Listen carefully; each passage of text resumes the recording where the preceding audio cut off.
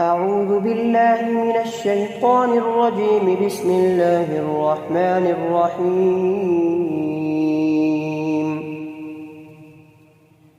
ياسين والقرآن الحكيم إنك لمن المرسلين على صراط مستقيم تنزيل العزيز الرحيم لتنذر قوما ما أنذر آباؤهم فهم غافلون. لقد حق القول على أكثرهم فهم لا يؤمنون. إنا جعلنا في أعناقهم أغلالا فهي إلى الأذقان فهم مقمحون. وجعلنا من بين أيديهم سدا ومن خلفهم سدا فأغشيناهم فهم لا يبصرون. وسواء عليهم أنذرتهم أم لم تنذرهم لا يؤمنون. إنما تنذر من اتبع الذكر وخشي الرحمن بالغيب فبشره بمغفرة وأجر كريم. إنا نحن نحيي الموتى ونكتب ما قدموا وآثارهم وكل شيء أحصيناه في إمام مبين. واضرب لهم مثلا أصحاب القرية إذ جاءها المرسلون إذ أرسلنا إليهم 2 فكذبوهما فعززنا بثالث فقالوا إنا إليكم مرسلون. قالوا ما أنتم إلا بشر مثلنا وما أنزل الرحمن من شيء إن أنتم إلا تكذبون. قالوا ربنا يعلم إنا إليكم لمرسلون وما علينا إلا البلاغ المبين. قالوا إنا تطيرنا بكم لئن لم تنتهوا لنرجمنكم وليمسنكم منا عذاب أليم. قالوا طائركم معكم أئن ذكرتم بل أنتم قوم مسرفون. وجاء من أقصى المدينة رجل يسعى قال يا قوم اتبعوا المرسلين اتبعوا من لا يسألكم أجرا وهم مهتدون. وما لي لا أعبد الذي فطرني وإليه ترجعون. أتخذ من دونه آلهة إن يردني الرحمن بضر لا تغن عني شفاعتهم شيئا ولا ينقذون. إني إذا لفي ضلال مبين. إني آمنت بربكم فاسمعون.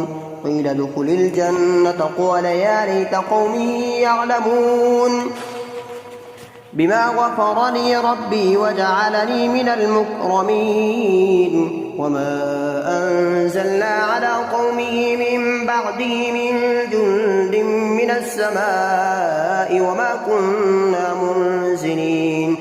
إن كانت إلا صيحة واحدة فإذا هم خامدون. يا حسرة على العباد ما يأتيهم من رسول إلا كانوا به يستهزئون. ألم يروا كم أهلكنا قبلهم من القرون أنهم إليهم لا يرجعون. وإن كل لما جميع لدينا محضرون. وآية لهم الأرض الميتة أحييناها وأخرجنا منها حبا فمنه يأكلون. وجعلنا فيها جنات من نخيل وأعناب وفجرنا فيها من العيون ثمره وما عملته أيديهم أفلا يشكرون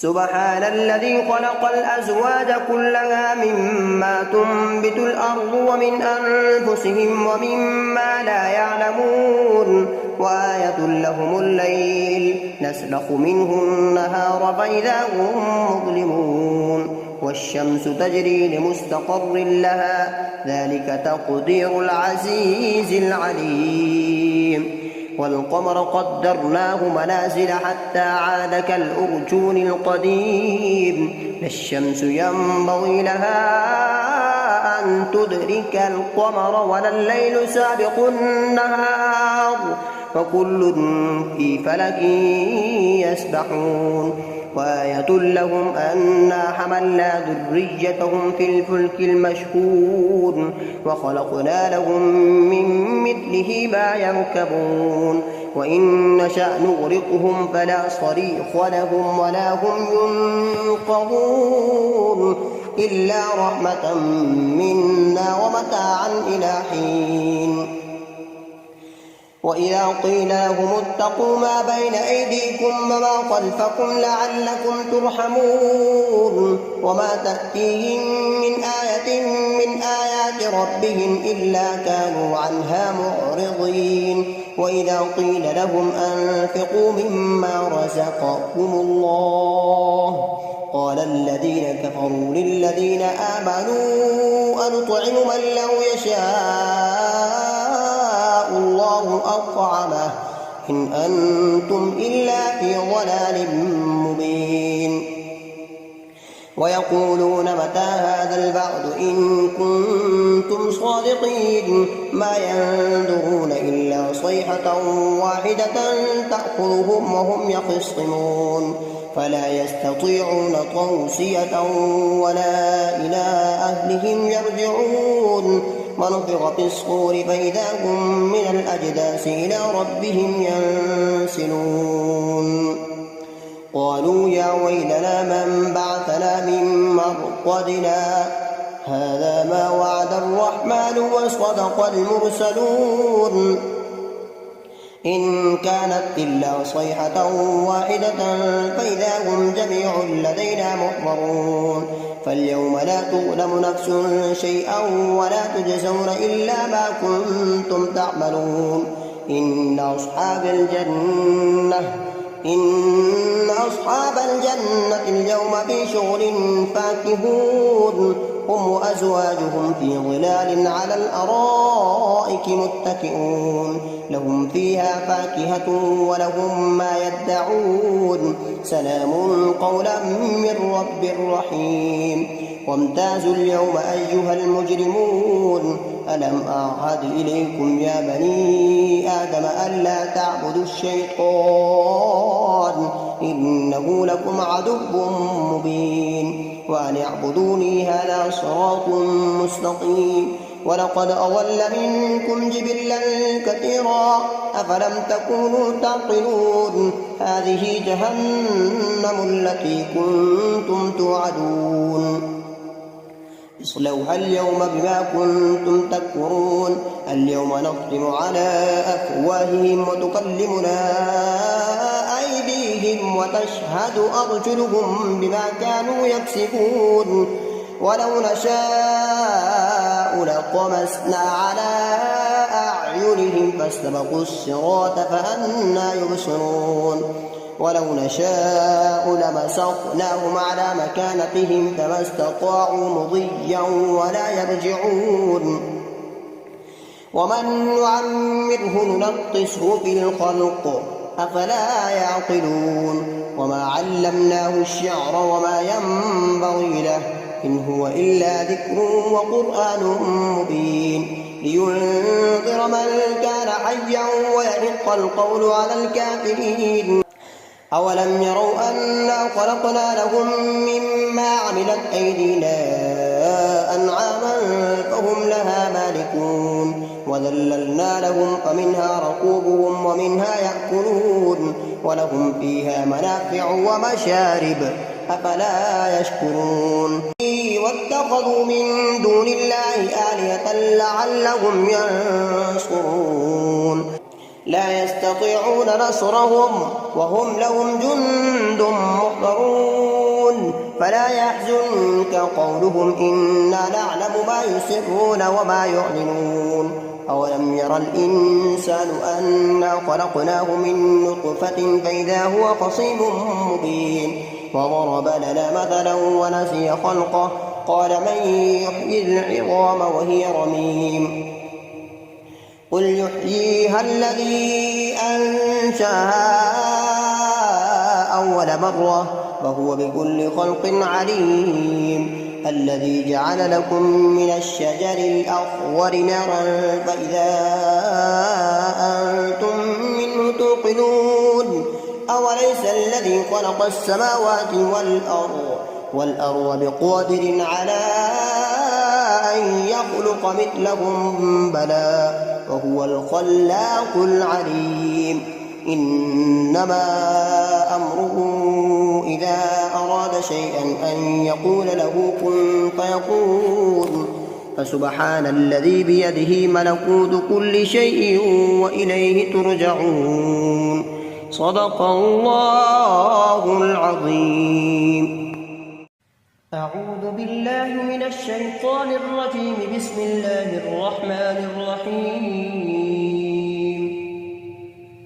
الرحمن علم القرآن خلق الإنسان علمه البيان الشمس والقمر بحسبان والنجم والشجر يسجدان والسماء رفعها ووضع الميزان ألا تطغوا في الميزان وأقيموا الوزن بالقسط ولا تخسروا الميزان والأرض وضعها للأنام فيها فاكهة والنخل ذات الأكمام والحب ذو العصف والريحان فبأي آلاء ربكما تكذبان خلق الإنسان من صلصال كالفخار وخلق الجان من مارج من نار فبأي آلاء ربكما تكذبان رب المشرقين ورب المغربين فبأي آلاء ربكما تكذبان مرج البحرين يلتقيان بينهما برزخ لا يبغيان فبأي آلاء ربكما تكذبان يخرج منهما اللؤلؤ والمرجان فبأي آلاء ربكما تكذبان وله الجوار المنشآت في البحر كالأعلام فبأي آلاء ربكما تكذبان كل من عليها فان ويبقى وجه ربك ذو الجلال والإكرام فبأي آلاء ربكما تكذبان يسأله من في السماوات والأرض كل يوم هو في شأن فبأي آلاء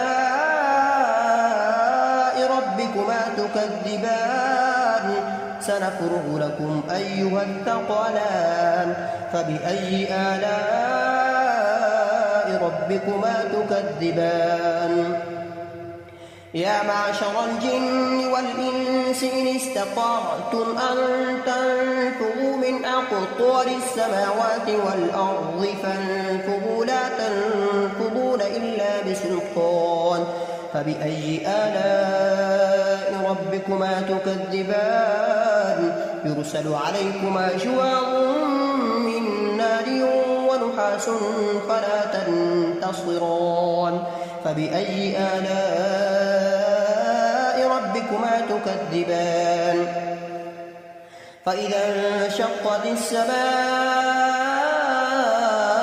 فكانت وردة كالدهان فبأي آلاء ربكما تكذبان فيومئذ لا يسأل عن ذنبه إنس ولا جان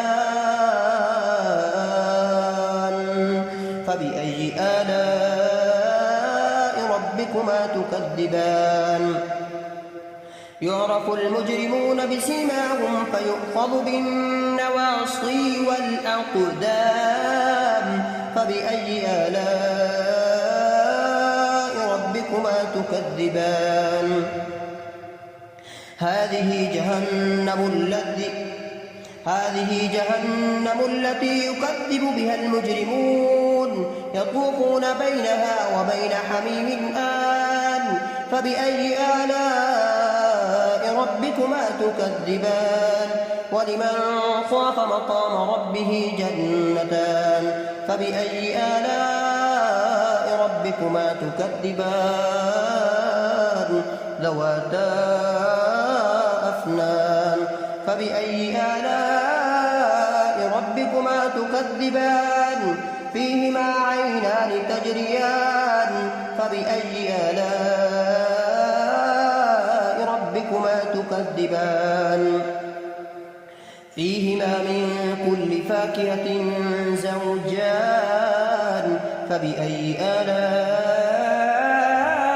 ربكما تكذبان متكئين على فرش بطائنها من استبرق وجنى الجنتين دان فبأي آلاء ربكما تكذبان فيهن قاصرات الطرف لم يطمثهن إنس قبلهم ولا جان فبأي آلاء ربكما تكذبان هل جزاء الإحسان إلا الإحسان فبأي آلاء ربكما تكذبان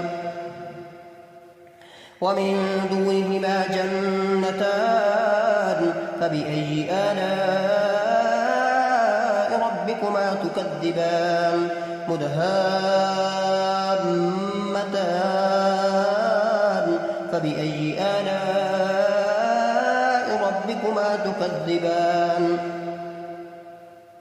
فيهما عينان نضاختان فبأي آلاء ربكما تكذبان فيهما فاكهة ونخل ورمان فبأي آلاء ربكما تكذبان حور مقصورات في الخيام فبأي آلاء ربكما تكذبان متكئين على رفرف خضر وعبقري حسان فبأي آلاء ربكما تكذبان تبارك اسم ربك ذي الجلال والإكرام أعوذ بالله من الشيطان الرجيم بسم الله الرحمن الرحيم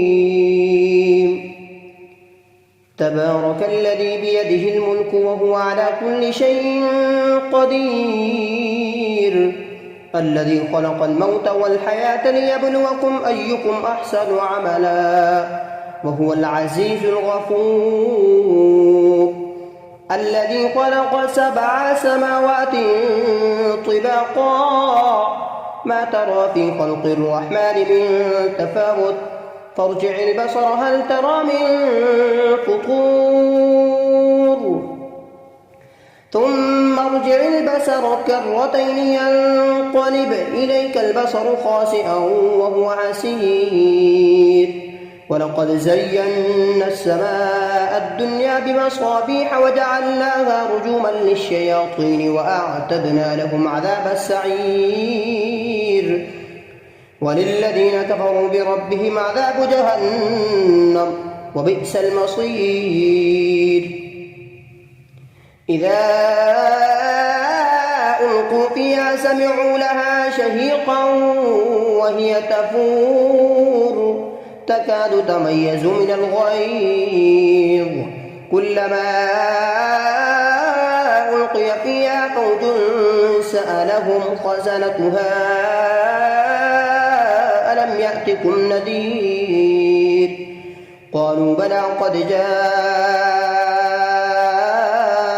نذير فكذبنا وقلنا ما نزل الله من شيء إن أنتم إلا في ضلال كبير وقالوا لو كنا نسمع أو نعقل ما كنا في أصحاب السعير فاعترفوا بذنبهم فسحقا لأصحاب السعير إن الذين يخشون ربهم بالغيب لهم مغفرة وأجر كبير وأسروا قولكم أو اجهروا به إنه عليم بذات الصدور ألا يعلم من خلق وهو اللطيف الخبير هو الذي جعل لكم الأرض ظلولا فامشوا في مناكبها وكلوا من رزقه وإليه النشور أأمنتم من في السماء أن يخسف بكم الأرض فإذا هي تمور أم أمنتم من في السماء أن يرسل عليكم حاصبا فستعلمون كيف نذير ولقد كذب الذين من قبلهم فكيف كان نكير أولم يروا إلى الطير فوقهم صافات ويقبضن ما يمسكهن إلا الرحمن إنه بكل شيء بصير أمن هذا الذي هو جند لكم ينصركم من دون الرحمن إن الكافرون إلا في غرور أمن هذا الذي يرزقكم إن أمسك رزقه بل لجوا في عتب ونفور أفمن يمشي مكبا على وجهه أهدى أمن يمشي سويا على صراط مستقيم قل هو الذي أنشأكم وجعل لكم السمع والأبصار والأفئدة قليلا ما تشكرون قل هو الذي ذرأكم في الأرض وإليه تحشرون ويقولون متى هذا الوعد إن كنتم صادقين قل إنما العلم عند الله وإنما أنا نذير مبين فلما رأوه زلفة سيئت وجوه الذين كفروا وقيل هذا الذي كنتم به تدعون قل أرأيتم إن أهلكني الله ومن معي أو رحمنا فمن يجير الكافرين من عذاب أليم قل هو الرحمن آمنا به وعليه توكلنا فستعلمون من هو في ضلال مبين قل أرأيتم إن أصبح ماؤكم غورا فمن يأتيكم بماء معين أعوذ بالله من الشيطان الرجيم بسم الله الرحمن الرحيم الرحمن علم القرآن خلق الإنسان علمه البيان الشمس والقمر بحسبان والنجم والشجر يسجدان والسماء رفعها ووضع الميزان ألا تطغوا في الميزان وأقيموا الوزن بالقسط ولا تخسروا الميزان والأرض وضعها للأنام فيها فاكهة والنخل ذات الأكمام والحب ذو العصف والريحان. فبأي آلاء ربكما تكذبان؟ خلق الإنسان من صلصال كالفخار وخلق الجان من مارج من نار. فبأي آلاء ربكما تكذبان؟ رب المشرقين ورب المغربين. فبأي آلاء ربكما تكذبان؟ مرج البحرين يلتقيان بينهما برزخ لا يبغيان. فبأي آلاء ربكما تكذبان؟ يخرج منهما اللؤلؤ والمرجان. فبأي آلاء ربكما تكذبان؟ وله الجوار المنشآت في البحر كالأعلام. فبأي آلاء ربكما تكذبان؟ كل من عليها فان ويبقى وجه ربك ذو الجلال والإكرام. فبأي آلاء ربكما تكذبان؟ يسأله من في السماوات والأرض كل يوم هو في شأن. فبأي آلاء ربكما تكذبان؟ سنفرغ لكم أيها الثقلان. فبأي آلاء ربكما تكذبان؟ يا معشر الجن والإنس إن استطعتم أن تنفذوا من أقطار السماوات والأرض فانفذوا لا تنفذون إلا بسلطان. فبأي آلاء ربكما تكذبان؟ يرسل عليكما شواظ من نار ونحاس فلا تنتصران. فبأي آلاء ربكما تكذبان؟ فإذا انشقت السماء فكانت وردة كالدهان. فبأي آلاء ربكما تكذبان؟ ويومئذ لا يسأل عن ذنبه إنس ولا جان. فبأي آلاء ربكما تكذبان؟ يعرف المجرمون بسيماهم فيؤخذ بالنواصي والأقدام. فبأي آلاء ربكما تكذبان؟ هذه جهنم التي يكذب بها المجرمون يطوفون بينها وبين حميم آن. فبأي آلاء ربكما تكذبان؟ ولمن خاف مقام ربه جنتان. فبأي آلاء ربكما تكذبان؟ ذواتا أفنان. فبأي آلاء ربكما تكذبان؟ فيهما عينان تجريان. فبأي آلاء ربكما تكذبان؟ فيهما من كل فاكهة زوجان. فبأي آلاء ربكما تكذبان؟ متكئين على فرش بطائنها من استبرق وجنى الجنتين دان.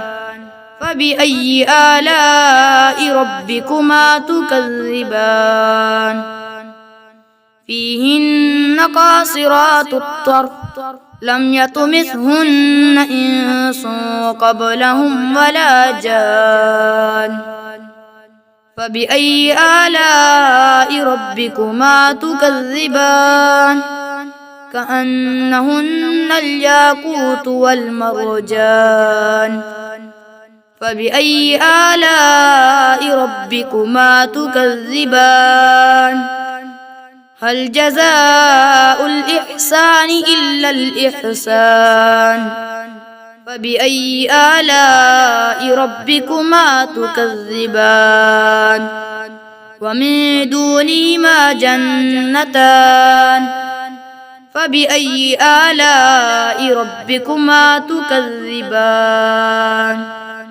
مدهامتان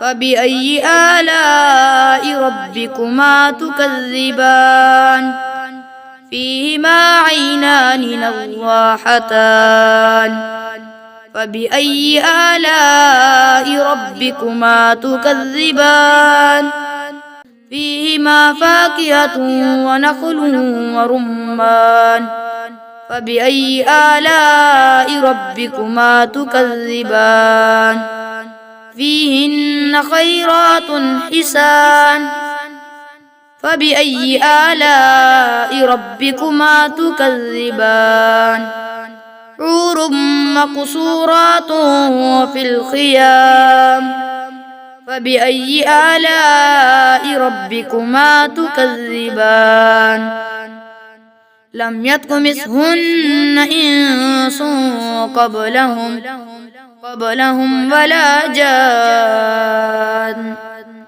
فبأي آلاء ربكما تكذبان متكئين على رفرف خضر وعبقري حسان فبأي آلاء ربكما تكذبان تبارك اسم ربك ذي الجلال والإكرام بسم الله الرحمن الرحيم الله لا إله إلا هو الحي القيوم لا تأخذه سنة ولا نوم له ما في السماوات وما في الأرض من ذا الذي يشفع عنده إلا بإذنه يعلم ما بين أيديهم وما خلفهم ولا يحيطون بشيء من علمه إلا بما شاء وسع كرسيه السماوات والأرض ولا يئوده حفظهما وهو العلي العظيم بسم الله الرحمن الرحيم قل يا أيها الكافرون لا أعبد ما تعبدون ولا أنتم عابدون ما أعبد ولا أنا عابد ما عبدتم ولا أنتم عابدون ما أعبد لكم دينكم ولي دين بسم الله الرحمن الرحيم قل هو الله أحد